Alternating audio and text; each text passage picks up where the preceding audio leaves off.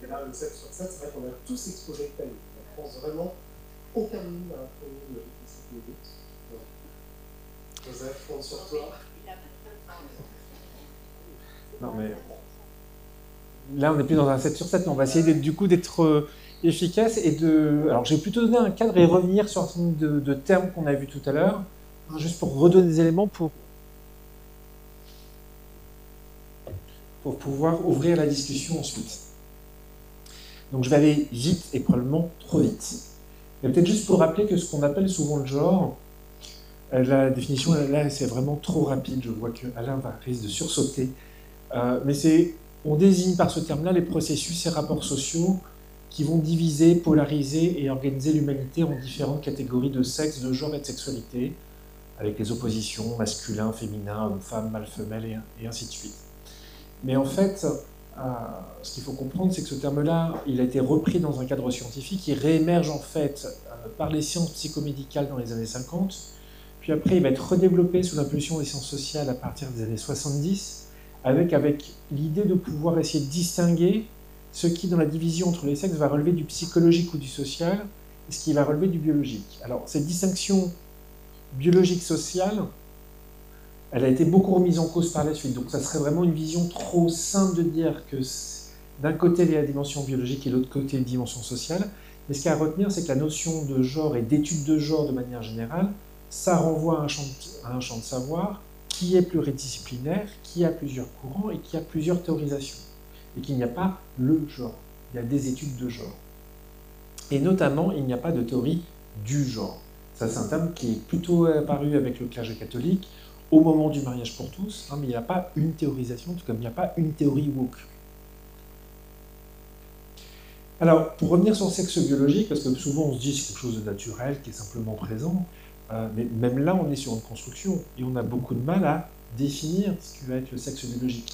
Il y a plusieurs définitions, ou plusieurs dimensions qui peuvent être considérées, les gènes, les gonades, les morphologies, les hormones. J'ai un souvenir d'un papier du Lancet qui proposait 34 définitions du sexe différentes. Et surtout, il n'est pas binaire, dans le sens où, comme on observe chez l'humain, comme dans la plupart des mammifères, des formes d'intersexuation qui semblent concerner a priori de 1 à 2% des naissances humaines, c'est-à-dire qu'on va avoir on va dire, des critères plutôt masculins ou plutôt féminins, mais qui peuvent se mélanger. Et en fait, c'est un vaste champ de réalités biomédicales qui sont plus ou moins fréquentes les unes des autres, et certaines peuvent être visibles à la naissance, par exemple, ce qui est le plus rare mais le plus connu, qui est l'hermaphrodisme complet, quand il y a 2 appareils génitaux complets. Il y a d'autres formes d'intersexuation qui ne sont pas forcément visibles et où les personnes ne le savent même pas elles-mêmes, et souvent leur médecin ne le sait pas. Vous avez un exemple d'une personne qui s'est toujours pensée femme et qui, à 40 ans, n'arrivant pas à avoir d'enfant, découvre en fait qu'elle n'a pas des ovaires mais des testicules. Alors, pour aller là encore une fois très vite, mais pour donner quelques éléments, en général, on considère que le sexe biologique, il est acquis à différents moments du développement de l'individu et que les différents niveaux ne sont pas réalisés aux mêmes périodes de vie. Les 4 temps forts qu'on retrouve le plus souvent, c'est le moment de la fécondation, qui risque de déterminer le sexe chromosomique, XX ou XY. Et on peut avoir des personnes qui sont XXY. La vie intra-utérine, où va se mettre en place les gonades, et donc le sexe gonophorique. La naissance, où on regarde le sexe périénal, c'est-à-dire, grosso modo, la morphologie du corps à ce moment-là, et en général, c'est sur ce sexe-là que va se décider le sexe d'état civil, hein, ou le sexe attribué à la naissance. D'ailleurs, petite information, il y a un siècle, en France, on pouvait tout à fait faire un acte de naissance sexe indéterminé, et ce n'est plus possible aujourd'hui. Et puis enfin, la puberté, où c'est en général le moment où va s'exprimer le sexe hormonal. Alors, quand on parle de transidentité ou de personnes transgenres, et encore une fois, hein, là je fais des définitions qui sont très rapides ou trop simples, mais on va parler en général de personnes dont l'identité de genre est différente de leur sexe assigné à la naissance. Et dans un sens élargi, peuvent inclure les personnes dont l'identité de genre n'est pas exclusivement masculine ou féminine, donc des personnes qui ne se reconnaissent pas dans ces simples 2 termes. Vous avez des personnes qui vont se définir comme bigenres, qui disent j'appartiens à 2 genres, des personnes qui disent comme pangenres, pour sortir de cette binarité, gender fluid, hein, qui vont fluctuer entre différents genres, ou même de personnes qui vont se définir comme agenres, c'est-à-dire qu'elles se reconnaissent dans aucun genre. Et toutes ces différentes personnes, parfois on va mettre une sorte d'ombrelle, on va parler de personnes aux identités non binaires. Ce qu'il faut retenir, c'est que dedans, vous pouvez aussi parfois avoir des personnes intersexes, et en fait, parfois vous avez des personnes qui ont eu un sexe assigné à la naissance, qui ont été élevées et socialisées dans un certain sexe, vont faire un parcours de transition et ne découvrir que plus tardivement, en fait, qu'elles sont intersexes. Donc, vous pouvez avoir des parcours complexes, en fait, dans les identités. Ce qui est important à retenir, c'est qu'un traitement hormonal ou une chirurgie de changement biologique ne sont pas nécessaires pour être une personne transgenre et que les transidentités ne se définissent pas par le fait d'avoir recours à certains types de traitements ou non. Et donc, en opposition au terme transgenre, on retrouve le terme cisgenre, qui lui fait référence aux personnes dont l'identité de genre correspond à leur sexe assigné à la naissance. J'ai perdu personne pour le moment. La règle de base, quand on parle d'hommes trans ou de femmes trans, et ça c'est la règle générique parce qu'après il peut y avoir des variations d'un groupe ou d'un sous-groupe à l'autre, c'est de se référer au genre auquel les personnes s'identifient. Et je dis si c'est pertinent.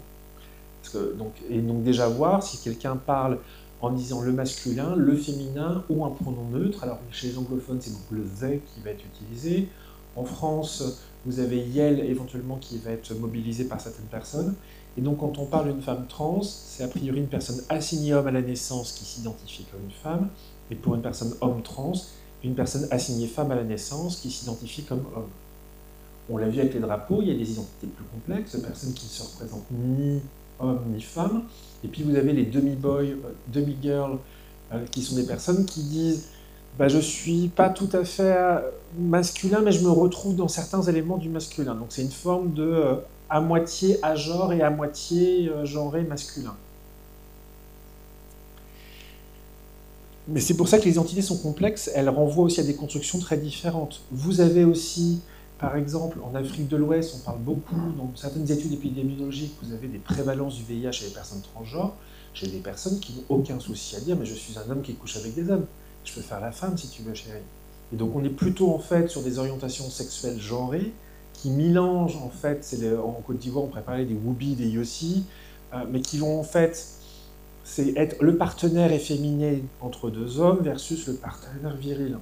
Alors, entre viril et féminin, puisqu'on fait au lit, il y a encore des nuances, mais du coup, les personnes n'identifient pas leur orientation sexuelle en fonction d'un genre d'arrivée, et les choses sont souvent assez floues. Si vous allez dans un petit groupe de militants queer, trans, très annoncés, eux, ils vont avoir des conceptualisations des différentes identités beaucoup plus poussées.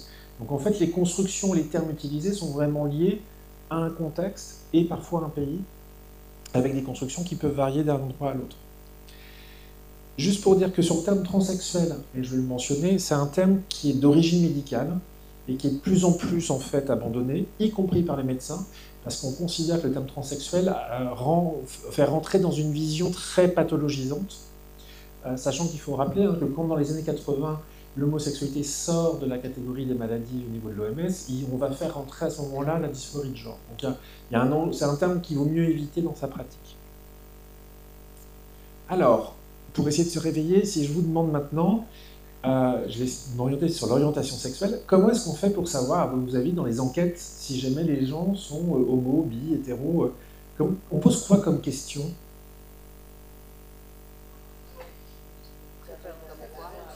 Alors là, vous vous identifiez. Donc effectivement, première question, si vous devez choisir, vous diriez que vous êtes plutôt gay, bi ou hétéro. Okay, c'est une dimension possible. Quoi d'autre on peut demander? Alors, est-ce que vous avez des rapports avec des hommes, avec des femmes? Effectivement, on appelle ça le pôle d'activité sexuelle, donc c'est le sexe des partenaires sexuels. Ce qui est important, c'est que la période de mesure change considérablement la donne. Si je demande à quelqu'un le sexe des partenaires sur 12 mois, ou sur la vie entière, on n'aura pas forcément les mêmes réponses. Une personne peut avoir expérimenté deux sexes dans sa vie, et en fait, son pôle va se centrer uniquement les hommes ou uniquement les femmes sur une période récente. Et qu'est-ce qu'on a d'autre encore comme question qu'on peut poser? L'attirance, donc c'est quoi la question? Alors, celle qu'on retrouve le plus souvent, c'est êtes-vous attiré exclusivement par les hommes, principalement les hommes, mais aussi les femmes, autant les hommes que les femmes, principalement les femmes, mais aussi les hommes, exclusivement les femmes. Donc là, c'est une mesure sur l'attirance sexuelle. D'ailleurs, c'est celle qu'on retrouvait dans la fameuse enquête Kingsley, où les gens pouvaient, sur une échelle entre 1 et 6, indiquer leur préférence. Ce Ce qu'il faut retenir, c'est que là, on a du coup l'attirance sexuelle, le pôle d'activité sexuelle et identité, et en fait, c'est pas la même chose. Alors ça, c'était juste pour illustrer sur le pôle. Si vous regardez ici, vous avez donné de l'enquête alors sur le comportement sexuel en France de 2006. Je pense que le même graphique sera bientôt publié pour la dernière enquête qui a été faite en 2023. Et vous avez en fait, tout au centre, 0,9% des femmes et 1,7% des hommes, c'est ceux qui disent être attirés entre autres par des personnes de même sexe, qui ont des pratiques avec des personnes de même sexe au moins une fois dans leur vie, et qui s'identifient comme bi ou gay ou lesbienne. Mais vous avez des gens qui peuvent s'identifier comme gay ou comme lesbienne, mais qui n'ont pas du tout de pratique avec des personnes de même sexe. Vous pouvez avoir des pratiques sans vous identifier, vous pouvez avoir une attirance sans pratique, ou une attirance avec des pratiques. En fait, ce qu'il faut retenir, ces trois dimensions-là, bien sûr, dans les enquêtes, elles sont souvent corrélées, mais ce n'est pas les mêmes dimensions. Et c'est là aussi où on revient au petit drapeau. Quand vous regardez tous les drapeaux qui émergent, en fait, sur les identités contemporaines, il y a plusieurs éléments qui émergent dans nos manières de penser l'orientation. Je vous ramène l'échec qu'on avait eu avec Kingsley, hétéro, bi, homo, éventuellement entre 1 et 6, on peut avoir un peu de finesse. Mais on voit bien qu'en fait, ça ne permet pas de prendre en compte l'ensemble des identités qu'on a aujourd'hui contemporaines. Et donc ce que je vous propose, c'est juste de représenter les choses un peu différemment. Parce qu'en fait, ce qu'il faut retenir, c'est que dans l'orientation sexuelle, vous avez deux dimensions, deux composantes différentes. Il y a l'orientation, c'est quel est le sexe, ou le genre plutôt, des personnes qui nous attirent sexuellement. Et vous avez l'intensité, à quel point est-ce qu'on ressent une attirance. Alors, je vais vous faire un petit exercice pratique. Si je prends un homme hétéro, dans le triangle, il serait où ? En bas à droite. Donc c'est un homme hétéro, il est attiré par des femmes. Je vous mets un homme gay, un homme bi. Au milieu de quoi? Du triangle ou du segment? Du segment. S'il est pan, on peut aller. Donc, voilà. Et vous avez des personnes qui vont dire qu'elles ne sont attirées que par des personnes qui n'ont pas une identité binaire. Voilà. En fait, vous voyez que quand on commence à sortir d'un truc linéaire, un homme bisexuel, c'est quelqu'un qui est attiré par des hommes et par des femmes. Une personne pansexuelle, c'est quelqu'un qui est attiré par des personnes, quel que soit leur genre, y compris par des personnes qui n'ont pas une identité binaire de genre. Donc je peux être attiré par quelqu'un qui est à genre, ou être attiré par quelqu'un qui est pour... En fait, c'est-à-dire que c'est là où il y a une différence entre pansexuel et bisexuel, c'est qu'une personne pansexuelle peut être aussi attirée par des personnes qui sont non-binaires. Quand on met le terme bisexuel, on est attiré forcément par des personnes binaires.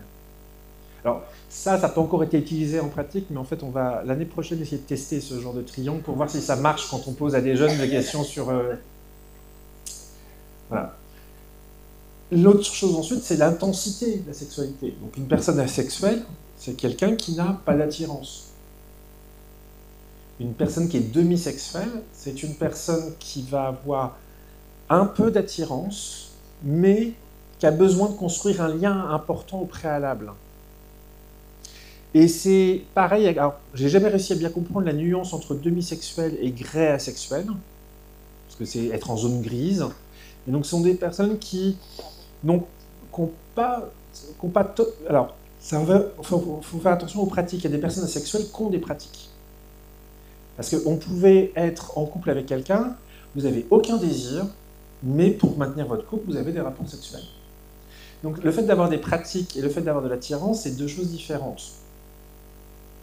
Et puis, il existe un terme pour les personnes qui ont du coup l'opposé d'asexuel, en fait, c'est le terme allosexuel. Alors, il n'y a pas de drapeau allosexuel, mais allosexuel, ça renvoie à l'opposé d'asexuel, donc c'est quelqu'un qui a une attirance sexuelle.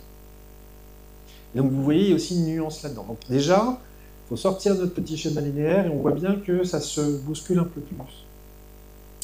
Et pour ajouter là-dedans, c'est qu'outre ces composantes, on a plusieurs dimensions.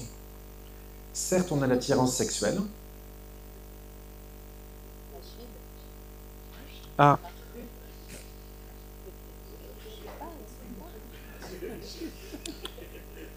Pardon.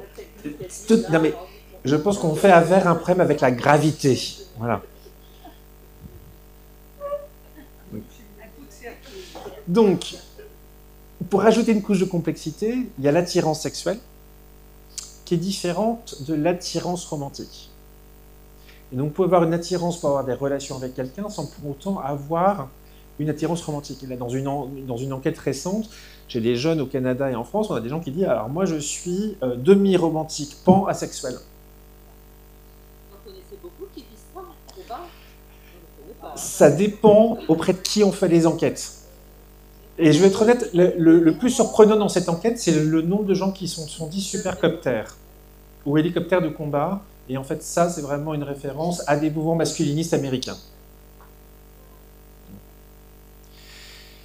Vous avez l'activité sexuelle, et l'activité sexuelle, là, c'est le sexe du coup des partenaires sexuels. Et encore une fois, on peut avoir une activité sexuelle qui n'est pas forcément corrélée à son attirance.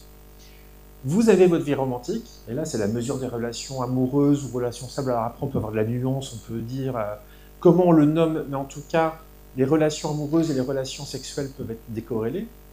Et vous pouvez avoir une relation amoureuse sans sexualité et des relations sexuelles sans relation amoureuse. Et là-dedans, en fait, il y a les identités. Et là, en fait, c'est de se dire c'est quoi les termes que les gens utilisent. Et encore une fois, les termes que les gens vont utiliser, avec toutes les nuances que ça peut avoir, ça renvoie aussi à leur mode de socialisation, à leur contexte, à leur manière de penser les choses. On parle souvent de homo bi-hétéro dans les enquêtes, mais on ne prend pas en compte les termes locaux qui peuvent exister. Et surtout, je peux m'identifier différemment suivant avec qui je suis. Mais encore une fois, ça ne veut rien dire de ces autres dimensions-là. Ce n'est pas forcément corrélé, ce n'est pas forcément pensé de la même manière. Et ces dimensions-là, en fait, les gens n'ont pas toujours de termes pour les décrire. Et on peut poser la question, ah, vous êtes attiré par là, mais ils n'auront pas forcément une identité derrière. Donc l'identité, c'est vraiment sur le discours des individus. Et tout ça sont des dimensions différentes. Voilà.